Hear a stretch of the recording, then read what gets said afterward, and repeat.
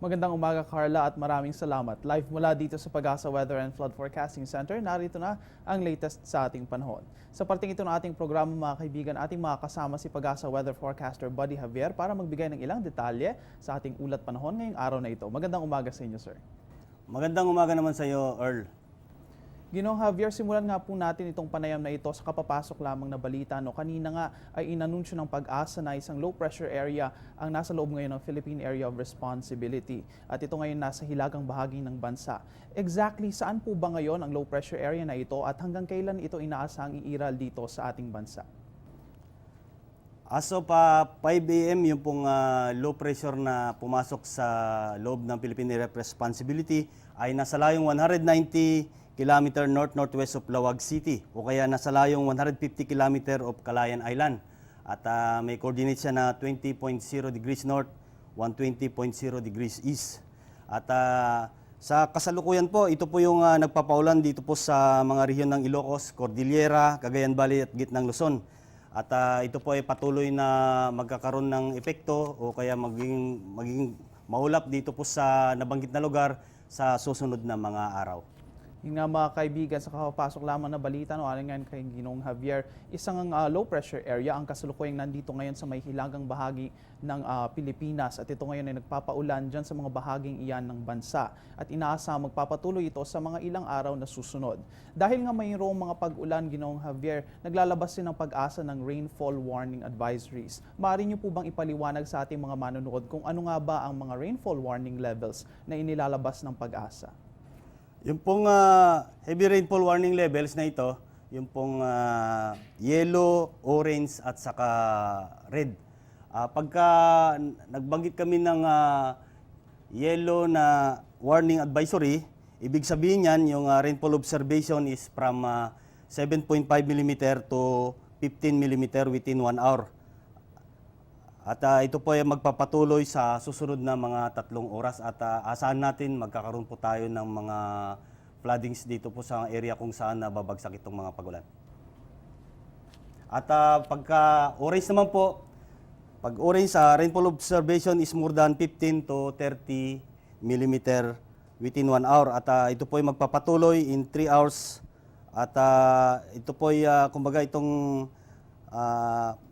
warning advisory na to na orange, kailangan po yung pong pag-floodings nito ay threatening po, kailangan pong maging handa po.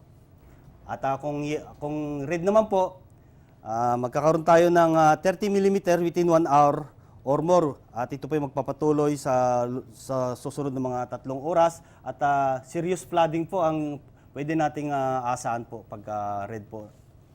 Nga mga kaibigan, naglalabas ng rainfall warning advisories o rainfall warning levels ang Pag-asa at ayon sa kulay na kanilang nilalabas ay iba't iba ang ibig sabihin nito. At kapag ito nga ay lumalabas, asahan po natin na magkakaroon tayo ng continuous rain sa susunod na 3 oras at mayroon ring ibang-ibang level ng pagbaha na maring maganap sa isang lugar kung saan inilabas ang warning na ito. Maring nyo pong bisitahin ang Panahon TV website o di kaya ay ang Pag-asa website para makalaman ang iba pang detalye tungkol sa mga warning levels na iyan.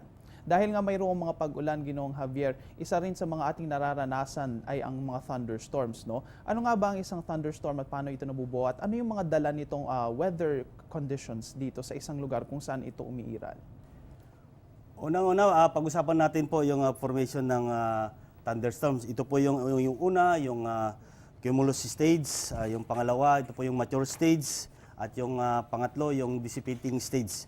Pagka tinatawag natin yung cumulus stage, kapag ang cumulus cloud begins to grow vertically perhaps to height ng 20 feet or equivalent to 6 kilometer. At yung hangin po, air within the cloud is dominated by updraft with turbulent eddies around the edges. At kapag mature stage naman, the storms has considerable depth, often reaching 40 to 60,000 feet o kaya 12 to 18 kilometers. At asahan natin strong updrafts and downdrafts coexist. This is the most dangerous stage when large hail, damaging winds, and flash flooding may occur. At kapag yung pangatlo naman po, pagka dissipating stage, the downdraft cuts off the updraft. The storm no longer has a supply of warm moist air to maintain itself and therefore it dissipates. Light rain and weak outflow winds may remain for a while during this stage before leaving behind just a remnant unbuilt up. Yan nga mga kaibigan, ang isang thunderstorm ay nabubuo nga sa pamamagitan ng pagtaas ng humidity o ng moisture dito sa ating atmosphere. At nagsisimula ito bilang maliit na ulap, yan ay ang cumulus stage kung saan ito ay nagagather ng moisture at nabubuo bilang isang kaulapan. Habang pagdating naman ng mature stage, ito yung pinakadelikado or the most dangerous stage sa isang thunderstorm. Diyan na po nabubuo ang ating mga ice crystals sa may taas na 40,000 feet. At ito nga ay diyan na rin nabubuo ang ating pagkulog at pagkidlat na ating nararanasan. At dito na rin bumabagsak yung mga malakas na pag-ulan at yung bugso ng hangin na ating nararanasan kapag mayroong isang thunderstorms. At kapag kapag ito ay natapos na at nalabas na niyang lahat ng tubig na kanyang hawak-hawak, ito ay nagdi-dissipate at nawawala ng tuluyan. At itong mga thunderstorms na ito ay hindi naman nagtatagal ng higit sa 3 oras ayon nga sa Pag-asa. Isa nga sa ating mga nararanasan ngayong linggo na ito, Ginoong Javier, o isa sa ating mga inaasahang mararanasan ngayong linggo nito ay ang pag-iral ng hanging habagat. Atin pong tignan ang outlook ngayong linggo na ito. No? Ano nga po ba ang inaasahan nating weather conditions mula ngayon hanggang sa araw ng Biyernes? Sa kasalukuyan po, yung pong weather pattern natin o kaya yung hangin natin ay southerly to southwesterly. So sa susunod na linggong ito, ang maasahan natin dahil po yan sa yung pumasok na low pressure area, yung pong mga rehiyon ng Ilocos, Cordillera, Cagayan Valley at gitnang Luzon ay magkakaroon ng maulap na kalangitan na may mahina hanggang sa katamtaman mga pagulan at pagkulog pagkidlat. Samantala dito naman po sa Metro Manila ay magiging bagyang maulap hanggang sa maulap na may pulupulong pagulan o pagkidlat pagkulog. At ang mga baybaying dagat natin sa buong kapuluan ay magiging banayad hanggang sa katamtaman ng pag-alon. At ito po ay magandang balita po sa mga kababayan natin na maglalayag sa karagatan, lalo na po yung mga kababayan natin mga mangingisda. Yun nga mga kaibigan, umiiral na ang southwest to southwesterly winds natin. Bagamat ito ngayon ay na-overpower o nahihigitan ng pumasok lamang na low pressure area dito sa may hilagang bahagi ng bansa. Sa mga susunod na araw, hanggang sa umiiral ang low pressure area dito sa may hilagang bahagi ng Pilipinas, maaari tayong makaranas ng mga pag-ulan at pagkidlat, pagkulog na pulo-pulo lamang dito sa ibang bahagi ng bansa, habang ang hilagang bahagi ng Luzon ay makakaranas naman ng cloudy skies with rainy weather. At ito ay inaasahan na magpapatuloy sa mga susunod na araw. At bagamat mawawala ng LPA, kung may posibilidad man na ito ay lumabas ng bansa nitong mga susunod na araw, maaari naman napalitan ito ng epekto ng hanging habagat na siya rin magbibigay ng maulan na panahon at kasama na rin dyan ang pagkidlat, pagkulog at malalakas na hangin.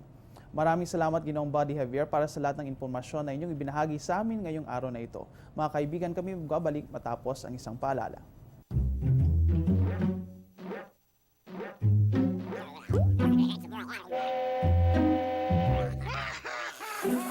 Worried kung nasaan ang package mo? Sa Air 21, worry-free! May real-time SMS updates kaya alam mong status ng padala mo every step of the way. Why worry? Pwede namang worry-free. Sa Air 21, sagot ko, padala mo. Mga kaibigan, bago tayo magtapos, isang anunsyo ang inilabas ng Pag-asa. Mayroon tayong thunderstorm na magaganap sa ilang bahagi ng bansa.